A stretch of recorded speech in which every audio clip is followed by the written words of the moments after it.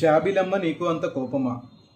అసలు ఇలాంటిది ఒక సినిమా రిలీజ్ అయిందని తెలుగు స్టేట్స్లో చాలామందికి తెలియకపోవచ్చు. ఈ సినిమాకున్న స్పెషాలిటీ ఏంటంటే మన తమిళ హీరో ధనుష్ గారు డైరెక్షన్ చేశాడు ఈ సినిమాని. సో అందుకే ఈ సినిమా మీద ఇంట్రెస్ట్తో ఈ సినిమాకి వెళ్ళడం జరిగింది. సో సినిమా చూసిన తర్వాత అరే సినిమా బాగుంది, మంచిగానే ఉంది, బట్ ఎందుకు అసలు పబ్లిసిటీ సరిగ్గా చేయలేదు, అట్లా వదిలేసిండండి అని అనిపించింది.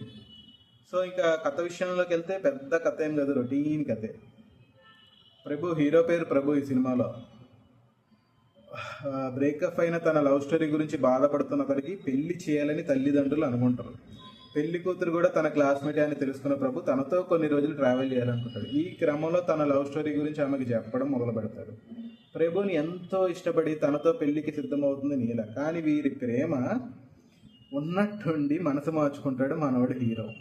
తనని అవాయిడ్ చేయడం మొదలు పెడతాడు. తన ప్రవర్తన నచ్చక అతడికి బ్రేకప్ చెప్పేసి వెళ్ళిపోతుంది నీల. కొన్నాళ్లకు తన శుభలేఖను ప్రభుకి పంపుతుంది. ఈ కథంతా చెప్పాక తను పెళ్లి చేసుకోవాలనుకుంటున్న అమ్మాయి సలహాలతోనే నీలా పెళ్లికి వెళ్తాడు ప్రభు. ఇంతకీ నీలాను గతంలో ప్రభు ఎందుకు అవాయిడ్ చేశాడు? నీలా పెళ్లికి వెళ్ళి అక్కడ అతను ఏం చేశాడు, అక్కడ ఏం జరిగింది, చివరికి వారి జీవితాలు ఈ తీరాన చేరాయి అన్నదే కథ. సో చాలా సింపుల్గా చాలా సినిమాలో చూసినట్టు అనిపించే ఉండొచ్చు మీకు.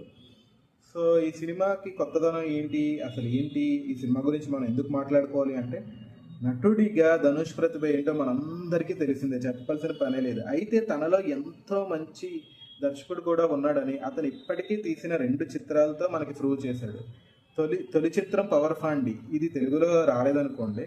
ఒక మిడిల్ ఏజ్ పర్సన్ కథని హృదయానికి అద్దుకునేలా చెప్పి తను ఒక ఫ్యామిలీ సినిమాల దర్శకుడిగా పరిచయం అయ్యాడు. అంతేకాకుండా తర్వాత తీసిన 2వ చిత్రం రాయన్. ఇది తెలుగులో కూడా పెద్ద హిట్. తనలో కూడా ఒక యాక్షన్ డైరెక్టర్ ఉన్నాడు అని రుజువు చేసుకున్నాడు. ఇప్పుడు అతను యూత్ఫుల్ రొమాంటిక్ కామెడీలను కూడా బాగానే డీల్ చేయగలనని చాటాడు. జాబిలమ్మ నీకంత కోపమా తో ఇదేమీ కొత్తగా అనిపించే కథ కాదు. ఇందులో గొప్ప మలుపులు ఏమీ ఉండవు. కొన్నిసార్లు చూసిన కథలాగే అనిపించిన బోరు కొట్టకుండా సరదాగా సాగిపోవడం దీని ప్రత్యేకత.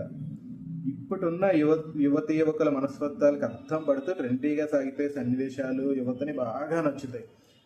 ఓ వైపు ఏముంది ఇందులో అనిపిస్తుంది, ఇంకో వైపు ఈ మాత్రం వినోదం సరిపోదా, 2 గంటలు మనం టైంపాస్ అవడానికి కదా సినిమాకి వచ్చాం, హ్యాపీగా ఎంజాయ్ చేస్తున్నాం కదా అని అనిపించేలా చేసే సినిమా ఈ జాబిలమ్మ నీకంత కోపమా. ఈ సినిమాలో అందరికన్నా మనల్ని బాగా ఆకట్టుకున్నది హీరో హీరోయిన్ క్యారెక్టర్ కాదు, హీరో ఫ్రెండ్గా చేసిన క్యారెక్టర్. ఇతను ఆల్రెడీ ప్రేమం సినిమాలో కూడా ఉంటాడు, ప్రేమలు సినిమాలో ఉంటాడు. అతను చాలా బాగా చేశాడు, అతని క్యారెక్టర్ చాలా బాగుంది. ఇంక ఈ సినిమా పాటల గురించి చెప్పుకుంటే మన తెలుగు వరకు చూసుకుంటే చాలా సోసోగా అనిపిస్తాయి, తమిళ్లో అయితే బాగున్నాయి. ఇంకా ధనుష్ కూడా అక్కడక్కడ కనిపించి కొంచెం ఫన్నీగా కథని మనకి ఎక్స్ప్లెయిన్ చేస్తున్న ఫీల్ అయితే ఇస్తాడు ఈ సినిమాతో.